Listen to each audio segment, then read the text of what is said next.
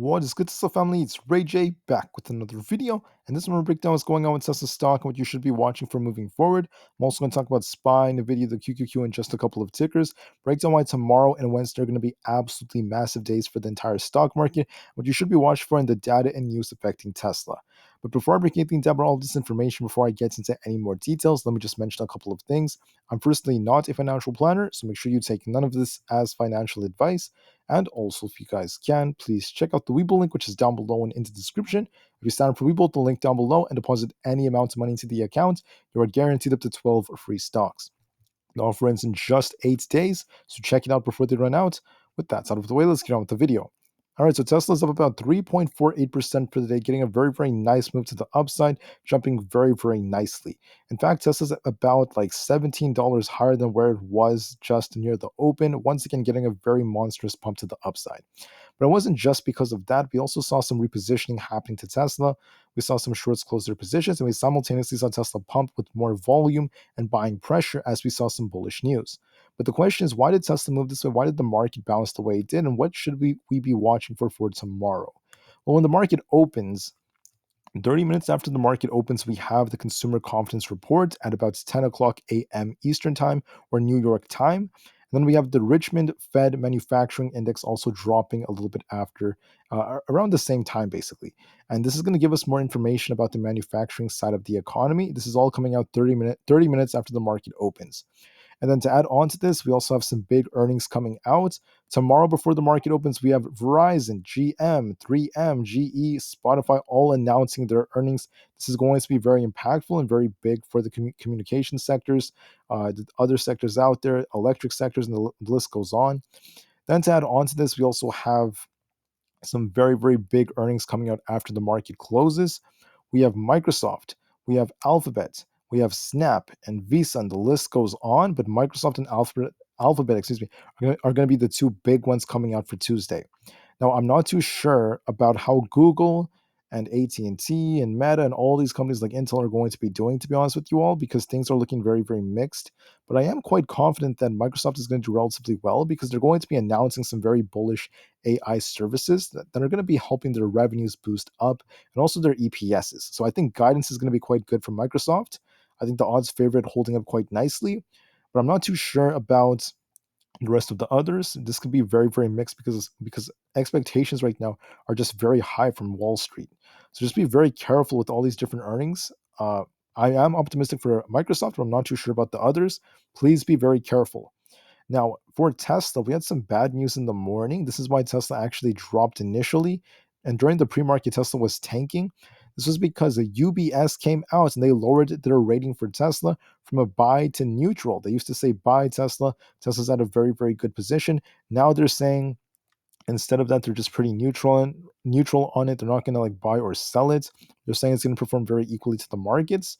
And that, once again, is why Tesla slowed down just in the very beginning of the day during the pre market, also when we opened for the first like 30 to 45 minutes. And then after that, we had some bullish news that just came out. This actually came out a little bit after the market opened. Tesla basically is going to be discussing a factory plan for a new $24,000 car with the Indian Commerce Minister. This is once again very bullish news for Tesla. If Tesla does come up with one of these, this is going to help the share price absolutely explode. But the thing about this is, I talked more about this earlier. That's the first thing. The second thing is when Tesla does make an announcement like this, many investors are initially going to just go crazy. We're going to see the share price explode. But then we want to see how will margins look during a time like this, because this may not be the best time for them to be unloading a car like this and maintain like very strong margins. But if they do manage to do so, this could also simultaneously work very well for them. It's just that the one thing you have to discuss is the fact that production costs during a growth phase that Tesla's in are becoming more difficult for them, at least for their other gigafactories. Could they use this as a tool and a mechanism to offset that? Or could this just be something that they're working on for like the next year or so, maybe a little bit later on? I think this is going to happen later on. I don't really see this happening or them actually coming up with the car by like this year, but they could announce the plan and the model and the design and things like that maybe later this year, if not by early next year. There's still a very, very good chance of that happening. So, nonetheless, this is still very good news for them. I'm just a little bit concerned about how investors will interpret a more affordable car. Maybe this could lead to more sales, but simultaneously, like I said before, with operating expenses going up for them, we will see what happens to their margins simultaneously. But with investments being made, Tesla still is in a very, very good position for the long term. I'm still very excited and very bullish. Now, for Tesla, the price price ratio found a bottom right here, just like the similar bottom that was made back near the end of June. And starting to bounce a little bit, which means that Tesla's gaining some relative strength, despite the fact that UBS right over here downgraded Tesla from a buy to a neutral rating. Now, Tesla's holding up quite nicely, once again looking very strong. Tuesdays tend to be just as strong as Mondays, about 51% of the time we're green. Mondays tend to be a little bit stronger, but Tuesdays tend to be another very good day for them. So hopefully we get some good price action. Now, please remember that July tends to be a neutral month for Tesla. So far in July, Tesla did drop quite a bit. We pumped, then we dropped, and now we're trying to pump again. But whether or not this continues will be determined by big tech earnings and also the FOMC meeting. That's going to determine if the market does get a rug pull or not, which will affect Tesla. So we have to be very careful. We know the market likes to move when Jerome Powell speaks. During the second and fourth hours, Tesla tends to have its best hours of the day. It's still like that historically. And also, don't forget that the short interest actually dropped a little bit as of the last couple of days. We saw about 48 million Tesla shares being shorted, which was reduced to about 41 million. Some short covering has been happening that helps Tesla pump. But what else is really good is the volume is very high. We have above average volume at about 136 million. Tesla's getting good buying pressure. There's lots of aggressive buying simultaneously, especially during the morning. And those were some very, very good entry points for it. So, what am I going to be watching for Tesla? The current trend looks bullish as we're on the verge of forming a bullish triangle. And on the 1 hour time frame, we have this imbalance all the way up here around this like 278 to 280 area. I think it's around 280, very close to that. That's going to be my target on Tesla if we break above 273.23 on the 1 hour time frame. If we break the 200 EMA, I could see this thing going all the way up for 280 pretty fast because Tesla loves to run. I think on the 30 minutes time frame, the imbalance is a little bit different. The last time I checked it, just to double check, looks like it's very close to 280. So I do think Tesla can make its way up here, but just to be safe, we have to wait and see if Tesla could get a nice bounce and if we could break above our 200 EMA. Once again, above, getting very close to like 275 plus basically would be our biggest confirmation. If it does that, I'm gonna be watching 280 on Tesla.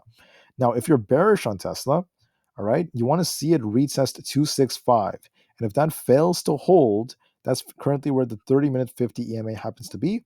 Then it's going to come all the way down back to about 260, then 257, around that area at the very least. What do I think is more likely? Well, I think that there's a good chance it's going to slow down in the pre-market again, and it could get a bullish continuation. But my only concern about Tesla is, yes, even if it does break out tomorrow and breaks above like 272.5 to 275, don't forget we have Microsoft earnings coming out by the time the market closes tomorrow. That's going to dictate how the whole market moves. And if the whole market, ends up getting this big reaction from like Google, Microsoft, and all these big tech companies combined, if the market tanks on Wednesday or after the market closes on Tuesday going into Wednesday, then we're going to see Tesla slow down because of it. It's going to affect Tesla too. If these things start pumping very nicely, however, if they do relatively well and guidance is not that bad and they start to squeeze, we could see Tesla continue to hold up and keep on pushing after the market closes on Tuesday, going into Wednesday as well. So those are just some possibilities I wanted to mention. Please be well aware of those contingencies. What do I think is more likely though on Tesla? I think we're going to be testing our 272.5 area. I think Tesla's going to try to break it. I think it's going to be tested tomorrow. I think we're going to pop. We're going to drop in the pre-market, then pop by the time we open. It may get a retest of like 265 in the pre-market, then bounce. Then I'm going to be watching 270 to see how Tesla reacts to that. Break that, then we're going to be watching at 272.5 or so. I think Tesla's going to try to break it. And if it manages to break it, I'm going to be watching like around this 275 area, and that's going to be our very important resistance. If it could break it, we're going to fill this imbalance for 280. If we fail to do so, it could just trade sideways and just wait for big tech. It's got to be one of those two, but I do anticipate some more upside for it. A cool off in the morning, then another push to the upside, and I think that's very likely. Now for SPY, I'm seeing more sideways price action. I think we're kind of range bound between 455 and about 453 around that area, 453.5 to be more precise. If we break 455, we could see 456. If we break below 453.5, you're going to be watching 452.69, and below that we have 452 followed by like the 451.8 area. I think tomorrow the market's going to do something very similar as what it did today. Come down, pop, and just trade very, very sideways and be stuck between these ranges, going back and forth and back and forth. And we should get a very flat day tomorrow, in my opinion.